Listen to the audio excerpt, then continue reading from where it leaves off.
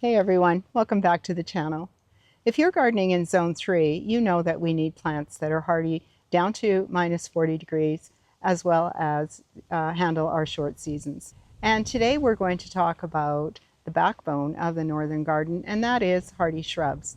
And I'm not just talking about what the tag says will survive here. I'm talking about the hardy shrubs that have proven themselves in my garden for years and years. These are the workhorses of the yard that provide structure, beauty, and habitat with minimal fuss. Stick around to the end where I'll show you my new experiment with some shrubs that are notoriously difficult for Zone 3 gardeners. If you're new here, my name is Sharon, and I garden on a large yard in a small town in East Central Saskatchewan, Zone 3. Welcome to my Sask Garden.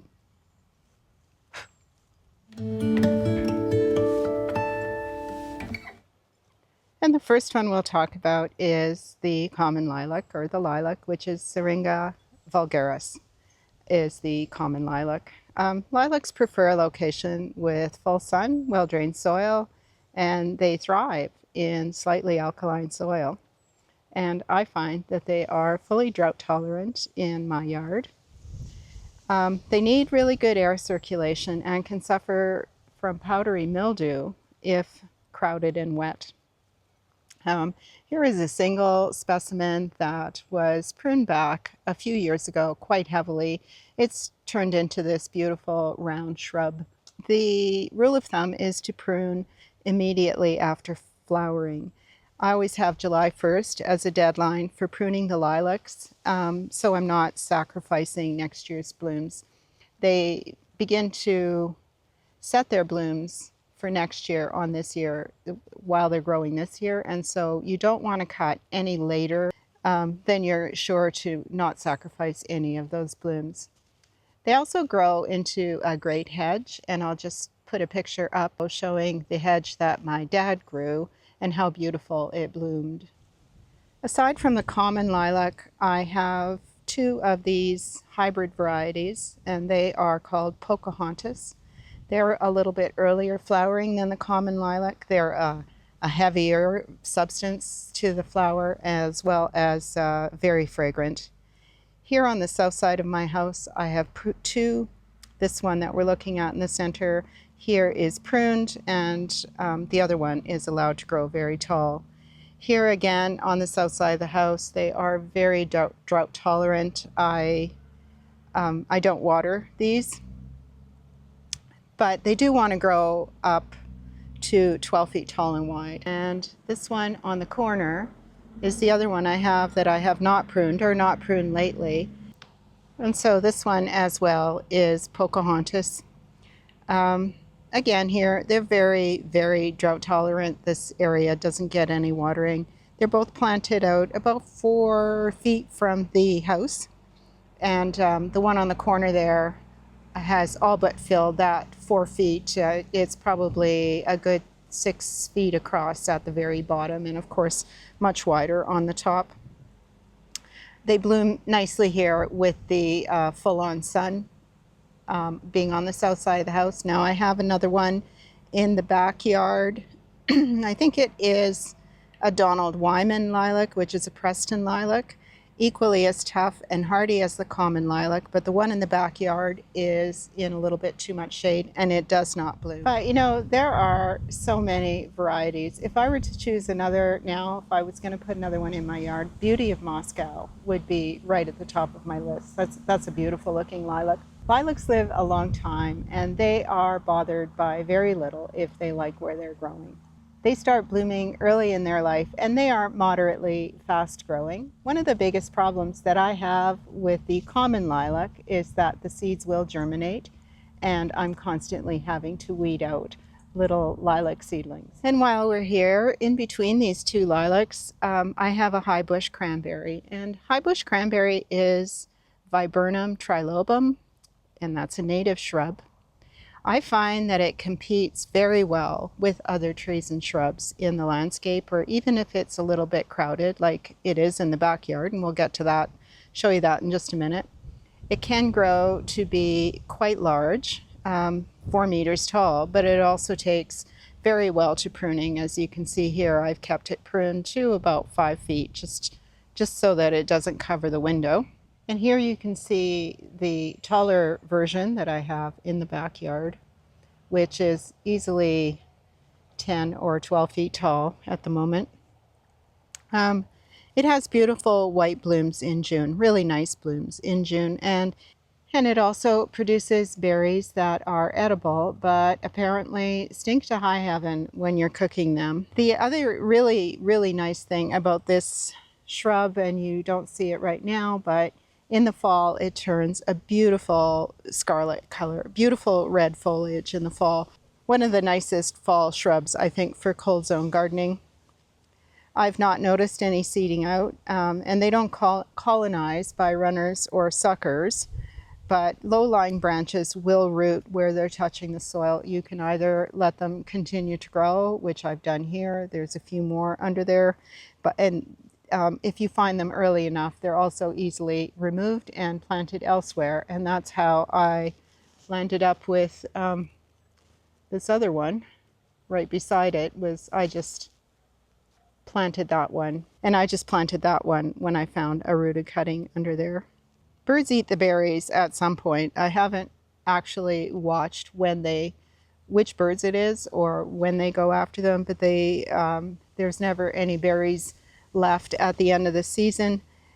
The plant has no disease or pest issues that I know of. I've never had any losses, any dead branches, anything like that. So aside from pruning for size, which, as I said, it takes very well to pruning, there is no maintenance needed for these. Drought tolerant, have no hardiness issues whatsoever. I think it's a great shrub, perhaps just a little underutilized, and that could be just because of it, that it wants to grow quite massive. And this shrub that we're looking at here is Mohican Viburnum, which is also Viburnum lantana. It's a very, very tough shrub, drought tolerant, and actually prefers dry alkaline soil. So it's like it was made for my yard. Needs a full sun exposure. It does really well here on the south side of the house. It's a really good foundation planting. Very, very dense, and would make a great 6-foot hedge. It has really rough, wrinkled, leathery leaves, and they turn a rusty brown color in the fall and stay on well into winter. The low-lying branches on this shrub will also root, making new shrubs that can be dug up. It has a medium growth rate. Flowers are nice white, kind of flat clusters, and they flower about the same time as the lilacs. They sometimes produce these berries, but in my yard they get very, very few berries, unless the birds eat them up quicker than I can find them. I find that it has no disease or pest issues at all, and pruning for size would be the only maintenance required. Takes very, very well to pruning. Here are a few more. These are all little ones that I took out from the bottom of the other shrub, and I made several new shrubs out of that. Here there's 5. I also gave a bunch away, and the shortest one on the left, that has been pruned quite severely. The next one was pruned a little bit more, and the other 3 I'm going to try and leave to grow up to their full height. I want to create kind of like a swirl effect that goes from short to the tallest, kind of around the evergreen tree. And this is another shrub that you would want to prune right after bloom, probably the same time as the lilacs, because there are the flower buds for next year.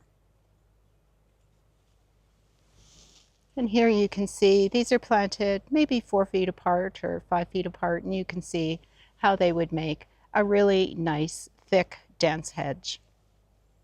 The next one I'm going to talk about is the Mayday shrub, and this is actually a Mayday tree, but I'll give you the backstory on this, why I call it a shrub. It's actually one of my favorites because of the leaf color, and now actually a great deal of ease growing it. This is the Skinner's variety of a Mayday tree, and I originally planted it in the lawn in the front of the house as a specimen tree. But like many trees in the prunus or the cherry family, it got black knot disease. And that disease was in the main trunk. I think the tree was, probably about 12 or maybe 15 years old. So we had to cut the tree down. We cut it below the disease section, but then waited and allowed the suckers to grow into this great looking shrub.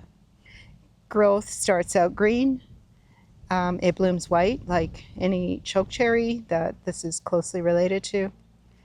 And after bloom, the leaves begin to purple and eventually are this almost black color, really dark purple. The new growth is still green, so you can get a two-color effect. But I prune mine after bloom, and so it does limit some of that new growth. I don't think this shrub has since that time had black knot disease, and I do watch for it in all the chokecherries every year now. This one also produces black cherries like chokecherry, and the birds gobble them up pretty quick. If it did land up with black knot again, I think that it's a lot easier to control black knot or cut black knot out of a shrub as opposed to out of a tree. The next one we have here is honeysuckle, and it is Arnold Red Tatarian honeysuckle, which is, the botanical name is Lonicera tatarica. This is currently short because last year in the spring I cut it right down to the ground for rejuvenation pruning. But they will get up to 4 meters or 13 or so feet tall, and they will spread 2 meters or so. It has very showy red flowers in spring, and then these red berries in the fall that the birds love, especially the finches. So it's a good choice for attracting birds to the yard. It does tend to get quite leggy with growth only at the top of the shrub and lots of bare legs underneath without pruning. So pruning, that's the reason why I do that heavy rejuvenation pruning every few years. I'd say every 5 to 7 years. Underplanting helps, and here I have it planted with an evergreen creeping juniper. But it can be grown as multi-stem short trees if you don't mind that look. I don't water here, so it relies only on rain, and I'm going to say it's drought tolerant. I've never had any trouble with it dying back in drought. I need to apologize for all the noise that you keep hearing, but they're grading our street, and so they keep going back and forth, and then the train will cut in, or a semi will go down the street or something, so it's a noisy day. Golden elder is Sambucus canadensis aria, and this is a great shrub for a pop of color. It has these great lacy leaves that are really attractive color that stays through the whole growing season. Stands out, making a nice focal point amongst a lot of green. It's multi-stemmed and flowers on old growth, which then develop into berries. I don't think the blossoms or the berries are particularly showy. I think that this one in particular, the golden elder, is definitely for the foliage color. This shrub can be cut right down to the ground in early spring every year, and it responds with all this beautiful thick foliage. It was included in a video earlier this spring where I did rejuvenation pruning, showing that I cut this right down to the ground, and it has responded with growth that has reached about 4 feet, I'm going to say here. My mom grew one in the front of her house, which was south face, so it was facing south, right below the living room window. And the foliage got to 6 feet every year after an early spring pruning. If not pruned and allowed to get tall, it also gets leggy with lots of top growth and bare legs. Then it kind of has just a little bit of that Japanese maple kind of look. But in my yard, they suffer a bit from chlorosis. Not so much on the new growth like this one. All the growth on this one is currently looking very healthy. But on the old growth, it will show a lot of brown, crispy edges and will turn almost whitish yellow and quite unattractive. And that's from, I'm going to say that's from chlorosis. Heavy clay soil can be a problem for any shrub or tree that prefers, a more neutral soil. And I've tried and failed at a number of them, which is also the reason I don't grow roses. Anyways, for me, I think this golden elder is best cut back every year or two to promote these fresh new stems and growth, which, is the reason I grow it. Otherwise, it has no pest or disease problems. There are other cultivars of golden elder worth looking at, particularly a newer variety called lemony lace, which looks quite stunning, although I can't attest to the stem's winter hardiness. I'm going to also mention the black lace elderberry here. Now, when you see photos of it or you see the plant tag, it shows these big flat umbels of beautiful pink flowers that are stunning against that black foliage, or that, really dark purple foliage on the black lace. And, I think that in zone 3, black lace and lemony lace both have a bit of trouble with stem hardiness, and that is the old growth may not be hardy through the winter, and so therefore that plant has to be cut right to the ground every year, and then it responds with all of this beautiful growth. I will say this golden elder, the stems above the snow line are fully hardy, but lemony lace and black lace I think are only going to be reliably hardy below the snow line, or perhaps not even that. As a result, you do have to prune it back to the ground.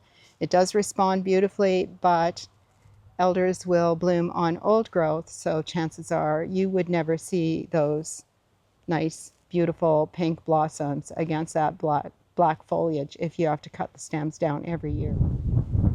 My neighbors here have a couple of black lace elderberry, and I think that this is year 3 for these shrubs. They get this beautiful foliage, and this year it has really taken off. They're well over 5 feet tall this year. But the stems so far have not survived winter. And like I said before, because elders bloom on old wood, the plant will probably not bloom in zone 3, nor attain the full size it would in zone 4 or above.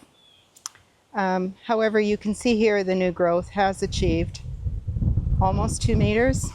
I'm going to say 5.5 feet tall since it was cut back in the spring. It's growing in a fairly exposed area here, as you can see, and by that I mean it's not a microclimate, so it would be experiencing a true zone 3.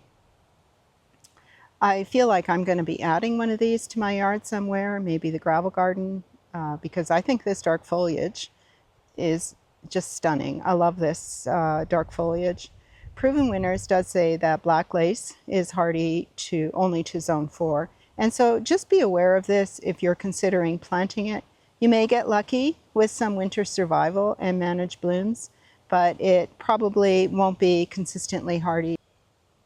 And here is just a close-up of this beautiful black glossy foliage, and the leaves are very large. You can see, just judging by my hand, how big the leaves are. Gorgeous plant. Back here in the corner of the yard, I have a common elder. It's a wild common elder, and you might see these popping up in your yard. They're spread by the birds. This one has turned into a pretty nice big shrub.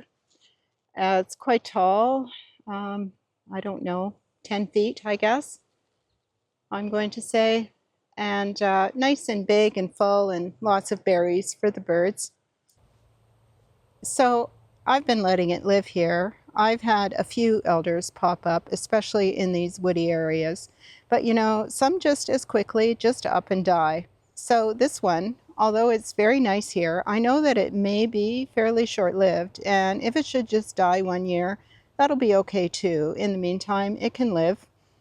The golden elder I have, on the other hand, has lived in that corner for at least 20 years and has never suffered any old growth dieback or any weird, up and die kind of situations. So I don't know what it is about the common elder, short-lived shrubs perhaps, and maybe the hybrids that have been developed have bred that out. This shrub that we're looking at here is dogwood. Now, every area of North America has its own native dogwood, or cornus is the botanical name. Here in Saskatchewan, we see a lot of red osier dogwood. These red osier have nice red stems, and the reddest stems are on the new growth. They really do look great poking up through the snow in the winter and are quite vibrant. The redness is quite vibrant. The old stems, however, they tend to go a little bit grayish. I have a few dogwood growing in the yard, and here you can see this one was cut right back to the ground in spring, responded with all this new growth, which I've actually trimmed back already a bit this summer. And this shrub right here, you can see what it looked like if you go back and look at the rejuvenation pruning video that I did earlier in the spring. I can link that at the end of the video. And on the other hand, here is the dogwood that was not trimmed back. It's very near the other one, but you can see here that it isn't near as nice and full. And here is one that I've been trying to keep smaller.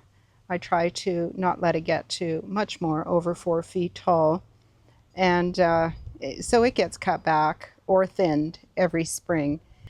Red osier dogwood have a lot of benefits, and so that's why I'm including it here. They're a great habitat for birds.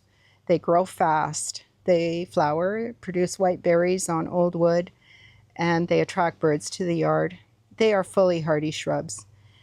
They like to grow as understory shrubs in woodland areas or in wet areas, in sun or in shade.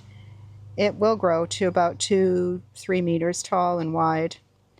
I think it'll grow in pretty much any type of soil with any kind of sun exposure. I have them all over the yard, and that seems to be the case. They adapt quite well to dry conditions. I find them a little weedy. There are many other varieties of dogwood that are also hardy and certainly worth looking at. The one with the white and green variegated foliage, there's one called Ivory Halo, and then I think there's also a smaller variety of that green and white variegated as well. Another one has green and yellow variegated foliage that is very striking. So I think that one's called golden variegated dogwood. So there may be a dogwood for every situation, for every kind of color combination that you want. They really are a good, tough, hardy shrub and well worth looking at for more difficult situations in your yard. And this is another dogwood. This one I bought for its bright green foliage color, and it flames up beautifully in the fall. I don't recall the name, but I actually think it has flame or fire or something like that in its name. This one, like all the other dogwoods, does much better with pruning. It kind of limped along for a number of years, doing nothing much here until I pruned it quite heavily, and it has since responded with a lot of nice new growth. I'm going to say that dogwood, especially the red osier, can be troubled by aphids. That attracts the ants, and some years the plants have kind of a distorted growth at the tips from the aphids, and they're littered with ants. I don't find this to be as much of a problem if the plants are pruned back as if they are allowed to grow and bloom. And of course, some years, are worse than others. I've been hard pressed to find an aphid at all in the yard this year. And while we're here, just on the backside of that dogwood, I'm going to mention the Diabolo ninebark, often called Diablo ninebark. Ninebark's botanical name is Physocarpus opulifolius. Now, these shrubs can get to 3 meters tall and wide. I think they look best with periodic rejuvenation pruning like this one had in the spring. It was cut right back to the ground. And so 5 feet of growth, it's about 5 feet of growth just this year. This one admittedly stays quite small here on the corner of this bed, but it provides a nice contrast with that lime green behind it. I do have a couple of others in the backyard, but really they are struggling with having had too much tree competition in the last few years. I'm hoping they rebound. They are looking like they are rebounding now that I've gotten rid of a bunch of that tree growth in the back corner, in the back border. Ninebark bloom nice white flowers, but on old wood and not on current year's growth. The flowers leave behind very attractive reddish seed capsules. They do best in full sun for leaf color and bloom, but they are fairly adaptable to soil and moisture conditions. They do have a tendency to go a little bit chlorotic for me, and by that I mean some of the foliage will turn a little yellow. I don't have that problem with this one here on the corner in particular, but the ones in the backyard, I have found that. And it could be that they are just also weaker, from all the competition that they've been having. There is also a golden ninebark that has kind of a chartreuse colored foliage, and there are other cultivars now that are much shorter. Just a heads up that ninebark in general appear to be dead well into spring and are one of the very last shrubs to leaf out. And what we're looking at here is spirea, which is Spirea japonica or Japanese spirea. There are lots of varieties of Japanese spirea with different sizes, different foliage colors, and different bloom colors. This one that I have on the corners of the deck and they're growing underneath these Japanese lilacs under not a great deal of sun and rather dryish conditions. Anyways, these are Anthony Waterer. They've been here for at least 20 years, bloom every year. Most of what you're looking at here these are all the dried blossoms, which still look, sort of attractive on the plant. And you can see back here that it's still pushing a little bit of the nice pink growth. Anthony Waterer spireas start out the year with kind of a reddish foliage. You can see that they have reddish stems. They have beautiful, long-lasting dark pink blooms, and the foliage turns reddish again in the fall. They don't seed out. They have no disease or pest issues or disease troubles. Most of them are small shrubs, around 1 meter tall and wide.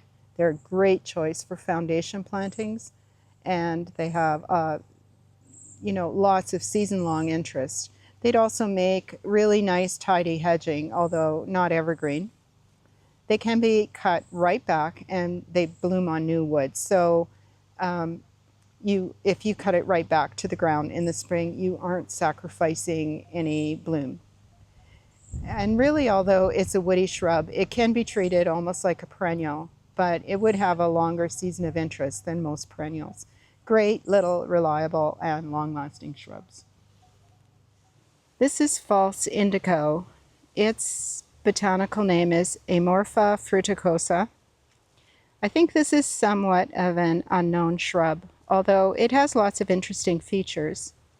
I have 2 in the yard, both here in this back border. This one was pruned back very heavy this past spring when I was reclaiming this back border. So you see here on this one that was pruned back, it responded with lots of nice growth, but it didn't bloom this year because it blooms on second-year wood, so it's going to bloom next year. It has all of these interesting, finely textured leaves. It's actually made up of up to 30 leaflets on a leaf. And this one, the second one, was not pruned back this year, or it hasn't been pruned back for a few years actually. It will be pruned back early next spring. This one did flower earlier in the year, and I'm going to put a photo up on the screen of the blooms. It has these purple upright spikes that are beautifully fragrant. And I'm also going to mention the bees absolutely cover these blooms when they're in bloom. They have seed pods, but I've never seen a seedling in all the years they've been growing here. This is a great shrub for more natural settings, tough conditions, wet conditions. It competes well with surrounding trees and shrubs. It's quite adaptable to that. I would not use it as a foundation or as a specimen shrub. It also tends to leaf quite late in the spring. Fall foliage color is yellow, but rather unremarkable. I'm going to mention cotoneaster here. Although it's a hardy shrub, it does have some problems that I'll get to. But first I'll talk about, the biggest benefit is that these are great hedging plants for Zone 3. You can let them grow tall, which I'm sure they'd get to probably 10 feet quite easily, or you can keep them sheared. We shear ours back once or twice a season to keep them full and healthy. Some of the downfalls are that cotoneasters can be bothered by pear slugs in wet years, and in dry years they suffer from drought, which stresses them, and that can lead to weak plants that are susceptible to fire blight. A few years ago, every cotoneaster hedge I saw in town had a great deal of disease, which leaves a lot of ugly deadwood inside the hedge. There really is no option but to cut it all out. Cotoneaster can be cut right down to the ground, and they respond with beautiful new full growth if they're cut right back. Cotoneaster will bloom early in the summer with, minuscule little flowers that you really don't even notice, but you will notice that the hedge is absolutely buzzing with bees when they're in bloom. After the bloom, the cedar waxwings are in there. They quickly eat up all of the berries. Cotoneaster also seed out quite prolifically, so new shrubs can be started easily from seedlings. And as a matter of fact, that's exactly how this shrub was started, was seedlings from my dad's hedge. Another benefit to this is the birds like to nest in these hedges, particularly gray catbirds. We've had nesting in these quite a few times. And the other thing about cotoneaster is, again, just extremely bright, beautiful red fall color, just flaming fall color. Very gorgeous when it's all colored up. I'll mention a few evergreen shrubs, and these growing in between the house and the garage are cedar. The thing about growing cedar is that how they grow best without any winter kill is by growing them where they have shade in the winter and sun in the summer. We also have to shear these quite frequently, so we're going to have to get up in there and give them a good trim, bring them back down. Spreading juniper is Juniperus horizontalis. I have 3 different spreading junipers, and they're all pretty old. This biggest one here is a Savin juniper. It grows underneath this big maple. And they were planted as 3 itty bitty little plants 20 or so years ago. They were just little 1-gallon plants. It's hard to believe that they have filled out so beautifully into all of this. They do root along the ground as they grow, and they spread that way. Underneath here is dry, crappy soil like you wouldn't imagine. And sometimes it does surprise me how they've grown and adapted to that. Or actually, it looks like they prefer it. They never get water except for rain. And, even that, they have to compete with maple tree roots, and they have this big canopy of the maple trees. So they actually don't get, as much rain, probably. Great ground cover. Rarely a weed. However, they must be given room to grow. Pruning it can land up having bare spots, so you have to be careful.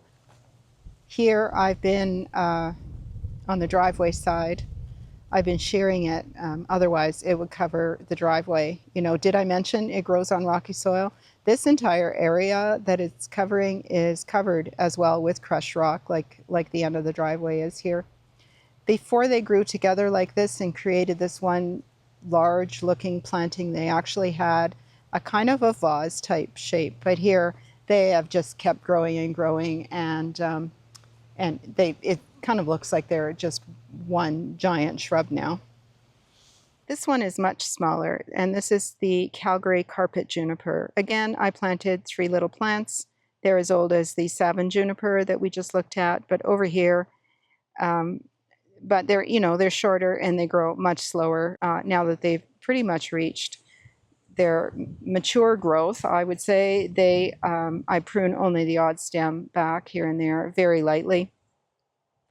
Again, they are growing in some of the worst soil you can find, and these as well have an ash tree over top of them. I do have to pull out the odd weed or ash tree seedling out of this. They will hold a weed a little bit more than the Savin juniper would. These will also get a bit more sun than the Savin juniper.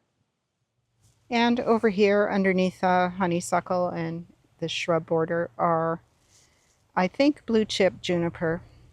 It has now started to reach the limits of the bed, so I have started to prune back some of the stems in spring.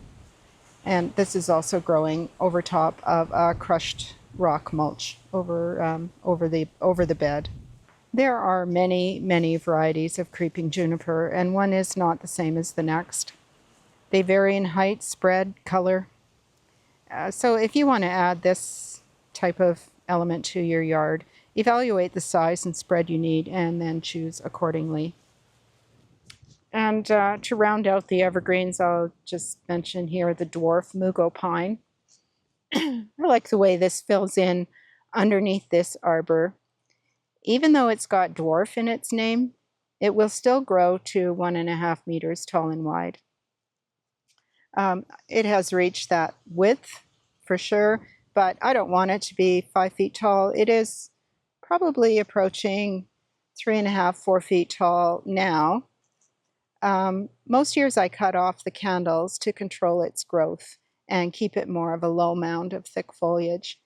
It is easily pruned. This year I did not cut off all of the candles because I actually did want to gain just a little bit of height. It does suffer, or it can suffer, I'm not going to say it always does, but it can suffer a bit of tip scald in the winter. But again, it's very easily cleaned up in spring by pruning. So, you know, really aside from this once a year pruning, this shrub requires no care. Pine, in really hot, dry weather, they can suffer from spider mites, but just spraying it down with a strong jet from the hose can help that and help it keep it looking fresher, especially when they get dusty. We live on a gravel road, so you know, if there's a south wind blowing, we tend to get a lot of dust, and it does settle in the trees and shrubs, and so just washing them down is very helpful. There are several varieties of dwarf Mugho pine, with some of them staying quite small, and then there's, you know, the ones Mugho pine that get quite big as well. The smallest one is called teeny. It is known for extremely dwarf and dense globe type form, growing only about 1 inch a year, and it reaches a mature size of 10 to 12 inches tall and wide over 10 years. I'm hoping to find this and add it to the gravel garden. I've not mentioned hydrangeas, you know, that holy grail of shrubs. They are probably the most loved shrubs now, and probably because of those massive, beautiful flowers that change color as the season progresses. In my experience, they are marginally hardy, and I'm going to explain that further. So I've had 3 failures. The first one I tried growing was limelight.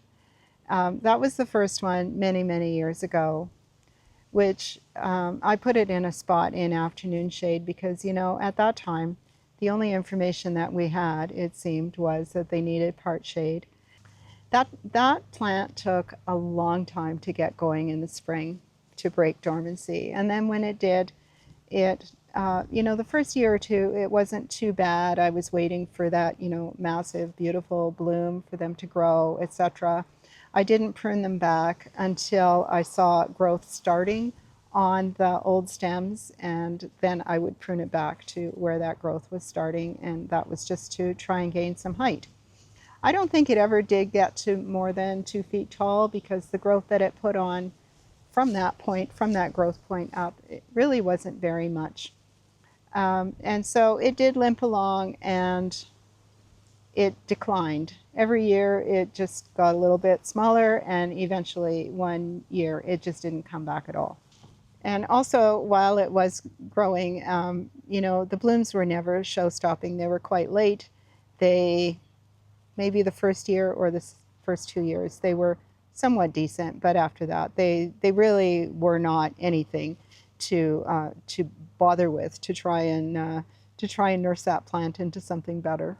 And Limelight is a panicle type hydrangea, and as it turns out, it's one of the later blooming ones. Then I tried Invincible Spirit, and that's the one that is in support of breast cancer. And that is a type of Annabelle hydrangea, or I think it's called a smooth leaf hydrangea. It was okay, although it was a little floppy. The stems didn't, the stems seemed weak and didn't really want to hold up the blooms. The blooms weren't that massive, although they were nice. I grew that one in front of the greenhouse on the kind of the southeast corner of the greenhouse. Got lots of water. It got the extra water from the roof of the greenhouse came down, and it was right there for me to look at, so I watered it often if it needed it. And it did okay. It bloomed, I think, 3 years, maybe the third year, it took off and it looked pretty good. Then it just didn't come back in the spring for no reason. It's not like we didn't have any snow that year or anything like that. It just simply did not survive. And then my third attempt was with Pinky Winky. And that one, I don't know if it survived the first winter. If it did, it didn't survive the second winter. I know I had it only a very short time. And so I've had a few years of not growing any or not trying any at all. I just sort of resigned myself to the fact that this was a plant that I could not grow in at least in my Zone 3 garden. It wasn't going to grow. Kind of like roses. They don't like my soil, so I just don't grow them. But what I think and what I do, sometimes it's a little bit different. And so I have been reading about them. I don't think you can watch a video or read an article without hydrangeas being mentioned. They really are truly beautiful, and they do have such great late summer interest. Those flower panicles are just gorgeous. In my Zone 3, in my research for what type to grow in Zone 3, it's ones that can survive the wind, I guess. But in Zone 3, we should be growing panicle hydrangeas. Those are, or paniculatas, those are the ones that would be the hardiest, and they also bloom on new wood. So even if those stems die right back to the ground, we aren't sacrificing any blooms. There are many, many cultivars of the paniculatas, and I've been looking at the Proven Winners ones. I am a fan of Proven Winners, I have to say, and this is just me growing them. This has nothing to do with Proven Winners, providing me plants or asking me to, give them a plug. But I really do think that they're very strong growers. So those tend to be the plants that I will look for first when I'm trying something new. Many, many cultivars exist for panicle hydrangeas or paniculatas. And truthfully, I can't really provide any great knowledge except for the 3 that I've tried. And of those, one of them was an Annabelle hydrangea and not a paniculata. Anyways, I did recently buy 2 panicle hydrangeas to try. And this time I'm going to grow them in full-on sun in front of the house here. It always gets a ton of snow here. It melts away fairly quickly in spring, and the soil also warms up a lot faster. That should get the plants growing quicker than areas that have some shade. And here we removed all of the Happy Returns daylilies, which I've been wanting to do for a while now. So this was a renovation that had been planned. This first one here is Firelight. And I have it supported right now with a tomato cage because it had some stems that were falling over, and I'm sure in the wind that we're getting, they would have broken off. Firelight has a height and a spread of 6 to 8 feet. Now, I'm hedging my bets that it's not going to get to that height. If it gets to 5 feet, it would be the top of the railing here. And, you know, if it got to that, I'd be thrilled. If by some miracle it does want to grow tall, then I'm okay with pruning it down, since these flower on new wood. So it, you know, that wouldn't matter. When I say that they flower on new wood, that means that the blooms are formed on the current year's growth. So pruning it back in early spring won't sacrifice any blooms. And Firelight is apparently an early bloomer. Now you can see here that they are in some shade, and that is simply because we're at the end of August. And in midday, it does start to get a little bit of shade here from the ash tree. And this next one is a smaller hydrangea. It's called Little Quickfire. This one is also known for being an early bloomer. It's earlier blooming than many of the others. So that should give it time to mature and color up before winter rolls around. Quickfire Fab and Quickfire are the only two that would bloom even earlier than these two. Again, this one here is Little Quickfire. And this one I think is supposed to get to 3 to 5 feet tall and wide. And again, I don't know that it's going to achieve that, but we'll see. The only other one in that Proven Winner line anyway, that would be even smaller, would be the Bobo hydrangea.